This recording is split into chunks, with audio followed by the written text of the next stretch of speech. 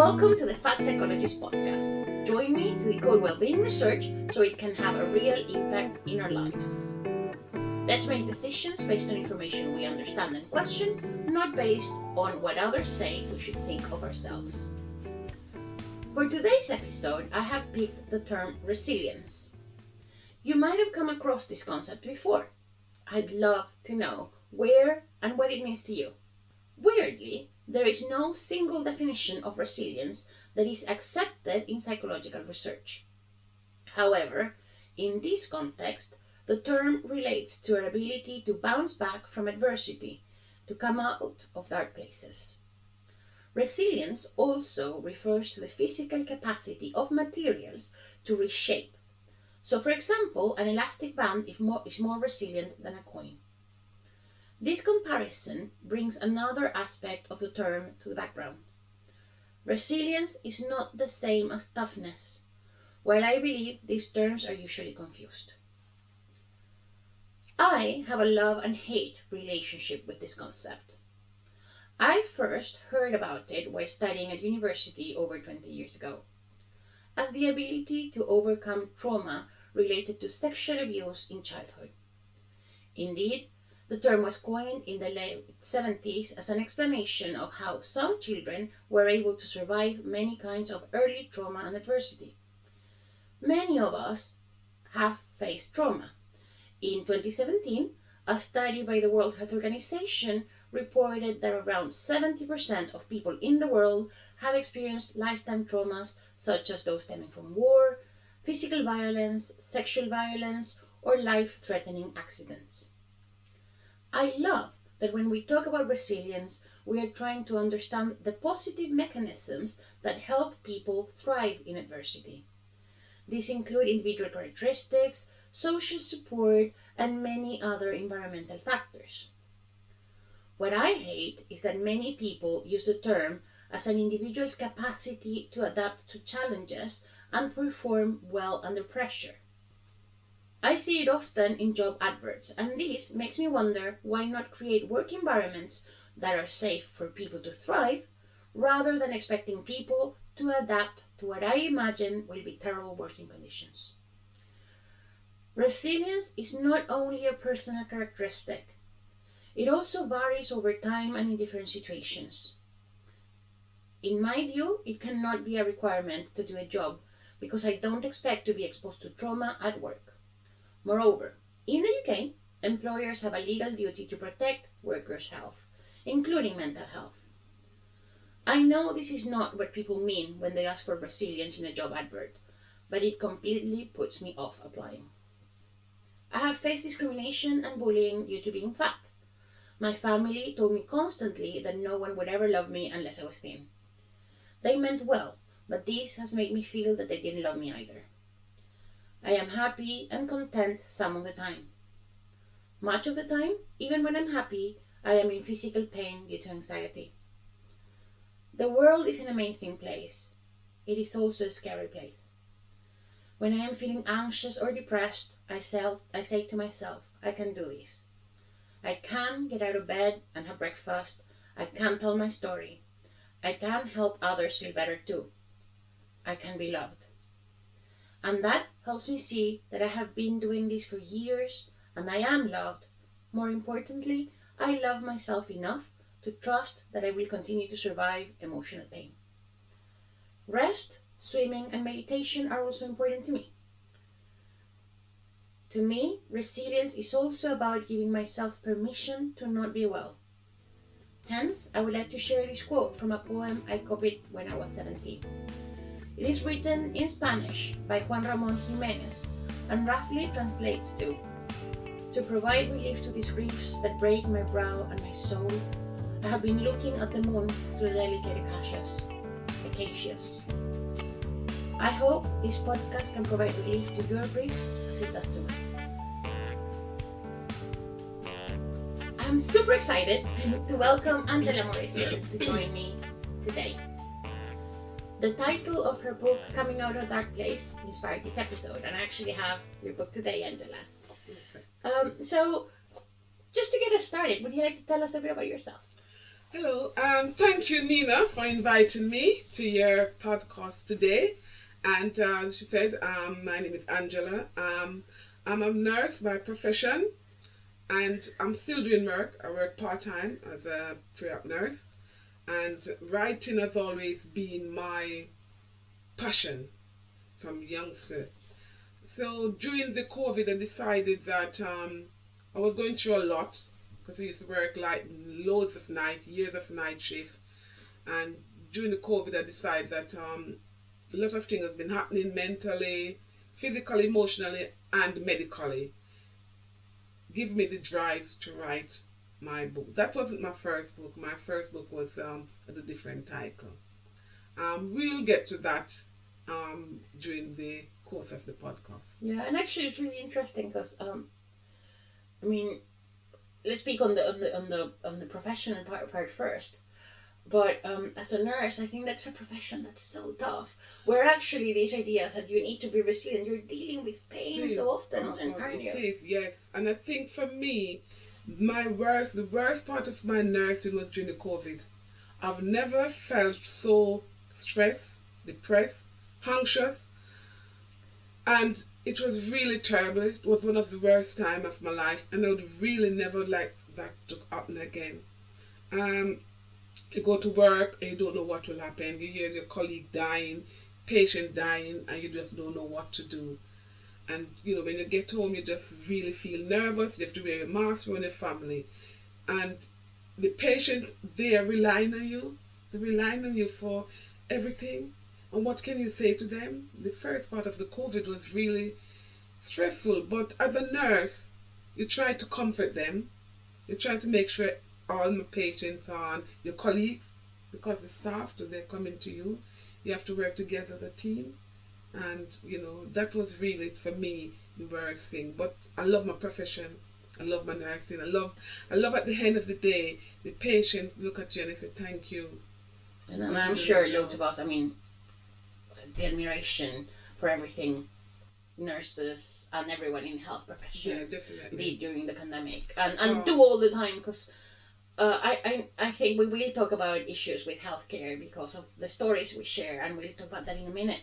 But just the work day on in being there even when the system's breaking is amazing. Yeah, it is. Because you sometimes don't have nothing to work with, but you have to. The patient, they're relying on you. You can't say to them, you just have to do what you can. You just have to make sure they're comfortable. It says, one evening, it was around 5:45 p.m. I was getting ready for work. I started working at 7 p.m. While sitting on the bed getting ready, I realized that my trouser waist was tight. I was a little concerned. My waist was size 22. How could that be tight, I thought. Probably it was because I just returned from my wonderful holiday in Jamaica, and after eating all those nice exotic foods, not to mention tasty patties, I thought I gained some weight. However, not to worry. I have a size 24, which I was going to take to the tailor to reviews, to size 22, so I just put on the size weight 24 and it fit comfortably. I was not happy, but what could I do? I had to go to work. I sat on the bed, staring in the mirror, looking at my size, and hated the image that was looking back at me. So, how do you feel about that?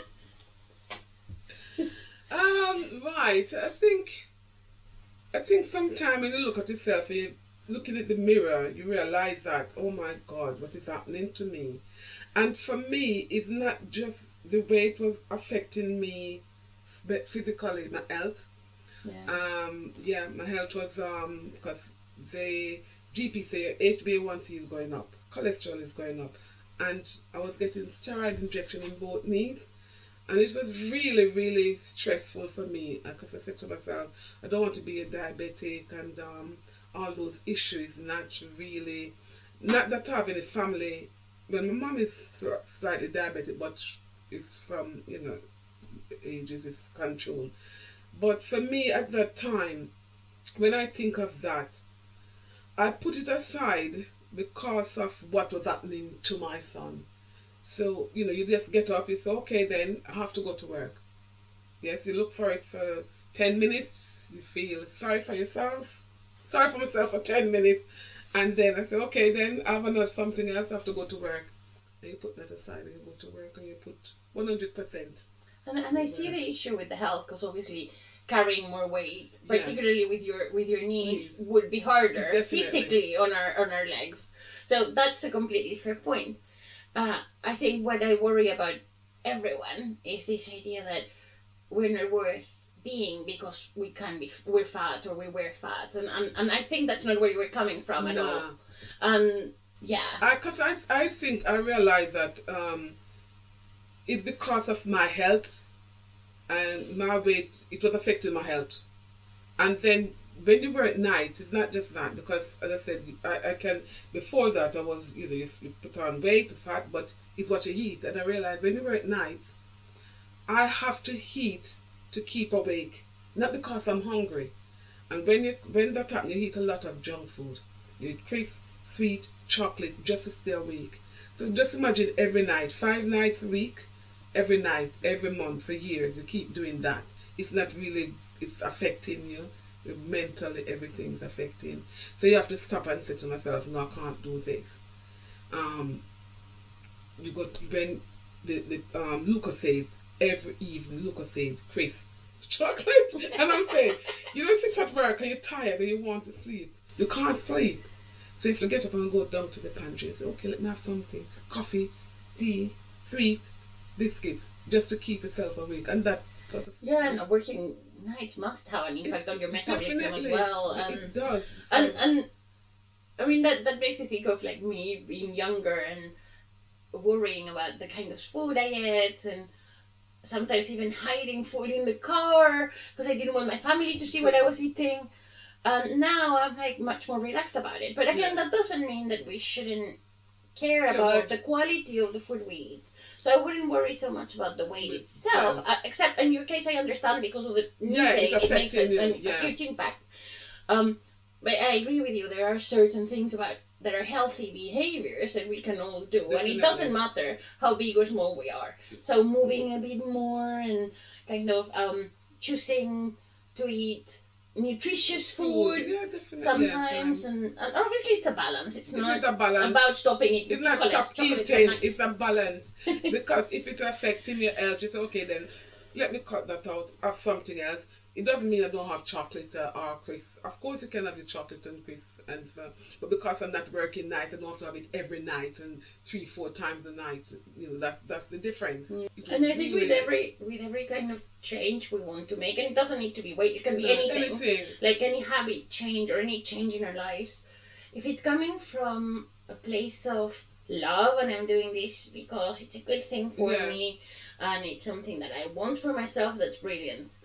I think the issue sometimes from a mental health perspective is that a lot of these things we do from hatred to ourselves, and I don't see that in your story so much or at all, but for a lot of people, when we say, I don't know, I want to be better at maths because how can I be so bad at maths, and like I'm a horrible human because I'm bad at maths, then that's very damaging. So it also depends on how and why we're doing the thing. Definitely, we started talking about the book, so tell me a little bit about Coming Out of Dark Place. Okay, Coming Out of Dark Place is it's about my son, Dalmar.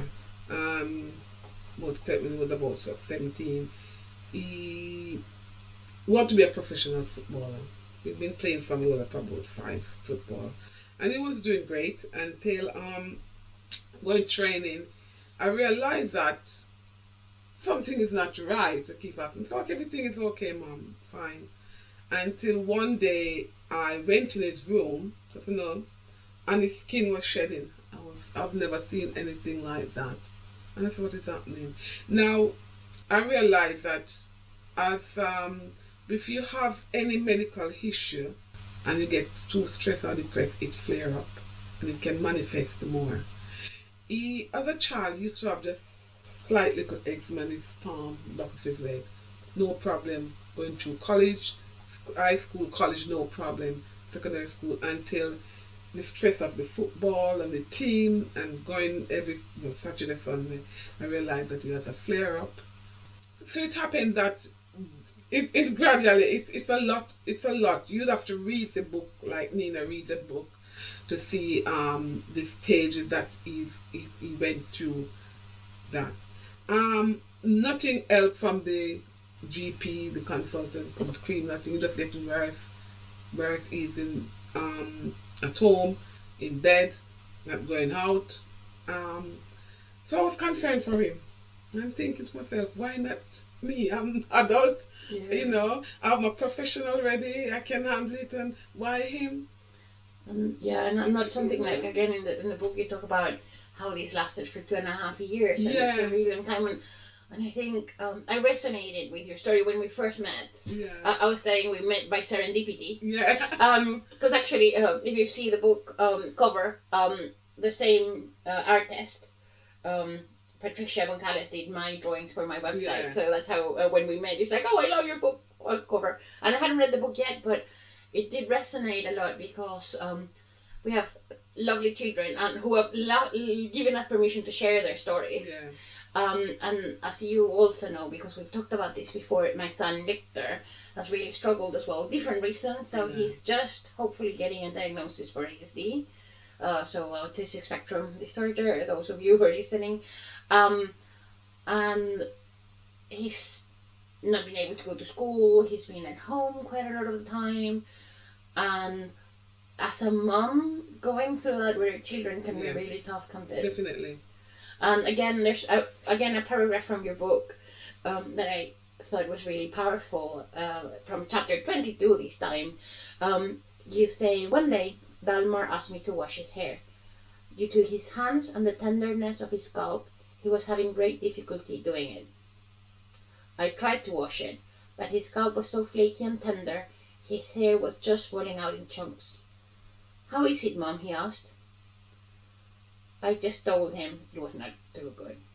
So that other bit that came across to me was your constant protection of him and his mental health.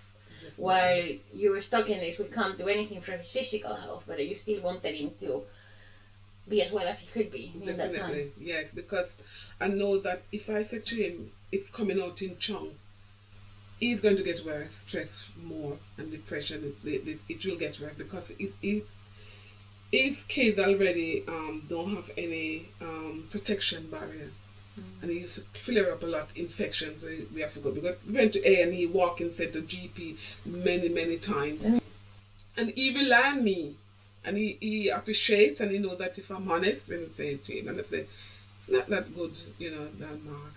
But I'll make sure. I said, we will find something for it. We will. And I spend every day, 7 days a week, out at the chemist, online, looking different things. I've spent hundreds and hundreds of pounds buying different products. I could never believe that. And, I never give up faith or hope.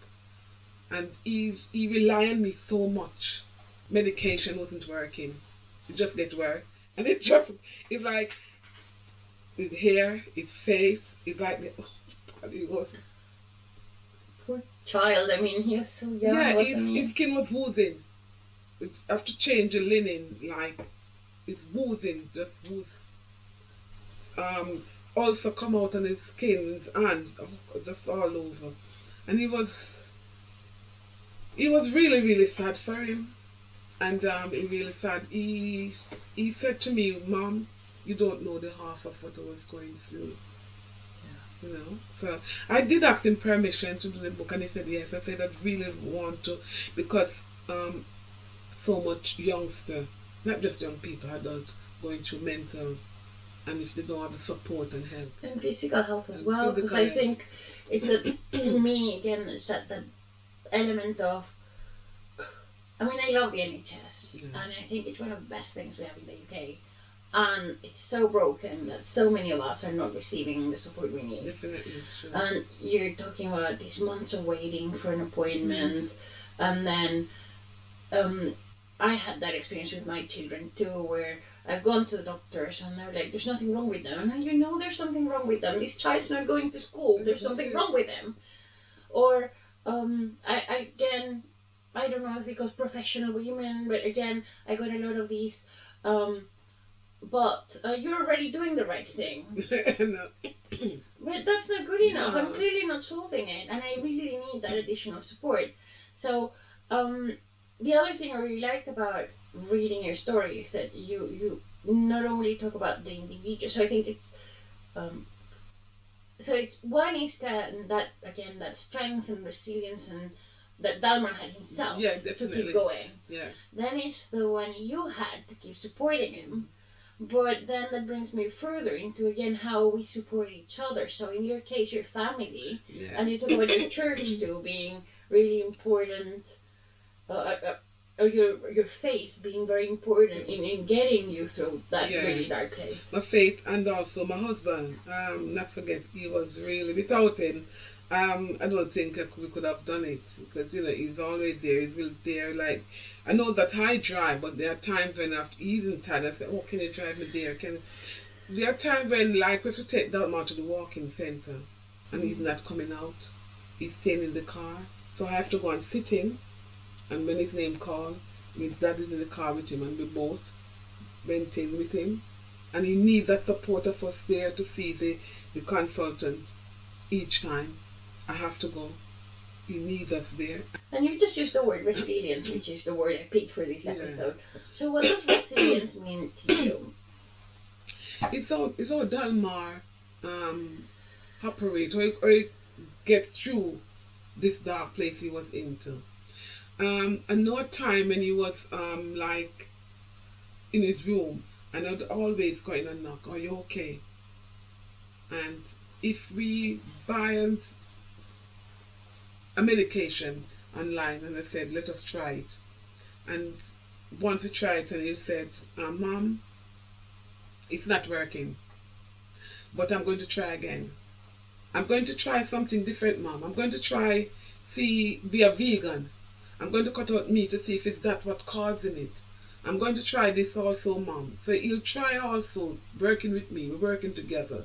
Try different things to see what can combat with this. And when I say try certain things, he'll also try to. So we work together to get out of that dark place that he was into.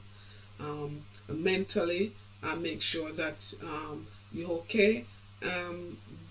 Sometimes he can't get to go to church because he doesn't want anyone to see him looking like that. And he has friends that he can talk to.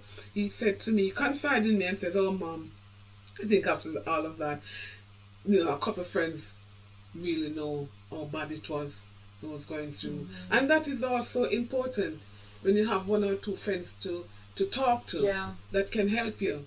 Be more resilient and get... Yeah, and I think with Victor, again, my son, there was this element of, at some point when, again, not going to school, so it felt like maybe he's not making an effort, and I was wondering, should I cut his internet so he actually has a pressure to go? And he told me, "But Mom, that's the only friends I talk to. The only people in my life that is not you is through the internet." And he was right. And I think these friends were a huge protective factor, so for your son as well. Yeah, when you have, you can't, you just not, you say, "Yes, Mom, I have friends, friends that I talk to, and they understand what he was going through." Because I taught him, sometimes you don't want to say anything to anyone, some people. But I think, and that is why I said in part of my book, not to keep, the last part of my book, I talk about stress. What is stress? The quote of stress. And because I have known people that are going through depression and tablet. And one of the things I didn't want for Dalmar to do is to go to any medical tablet for depression and stress, because to come and rely on it. But he was really this resilience to do things and to get out that place. Let's go back to you to finalize our conversation. So again, I'll go back to the book, but you said this book's not just about my son's illness and his time in a dark place, but for me, I just want to share with people out there in our society today that no matter what you're going through, there's always light at the end of the tunnel. So when I read that, I was thinking about the power of stories and the power of storytelling as a way of connecting and of healing shame as well. So you haven't just done this book, you've kept doing things. So do you want to tell us about what drives you? Yeah, I think from a young age I always loved to do things and just to continue. And I think being my faith, it's just something just keep telling me to doing it. Just keep your passion. Just wanted to do it because I didn't even plan on doing a second book when I did the first book. But when what happened to Dalmar and did that second book.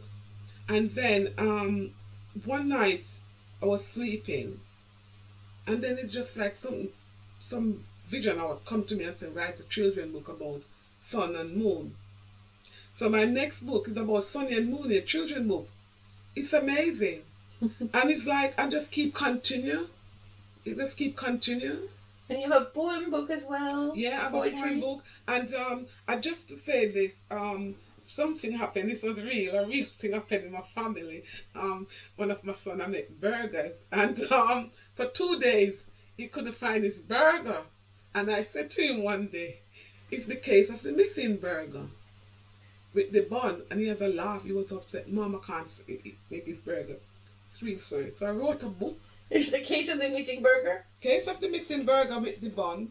And it's for you have them here? Yeah, it is for children aged from 8. So feel free to look at the camera, because that's the, yeah, there. That's where we're getting the thing. Yeah. The case of the missing burger with the bun. And let me read what the back said. It said, when Tommy's burger with the bun mysteriously disappeared from the fridge and no one in the household could give an account for its whereabouts, Tommy sprung into action and decided that he had to do some detective work. Armed with his facts, his faithful assistant Milo the cat, Tommy sets out on a mission to uncover the truth and find his missing burger with the bun. Where is this burger? How and why did it leave its safe haven? This is a fascinating case. Let's take the journey and find out what happened to Tommy's missing burger. I love that, because actually we had a very similar thing. It could be the continuation in your next case. Because we bought some ice creams, Oreo ice creams. You know, yeah. Yeah. The men are certain that there are 2 boxes that came to the fridge. 1 box disappeared. No one's taken responsibility for it. So that could be your next case. Yeah, the missing Oreo ice cream.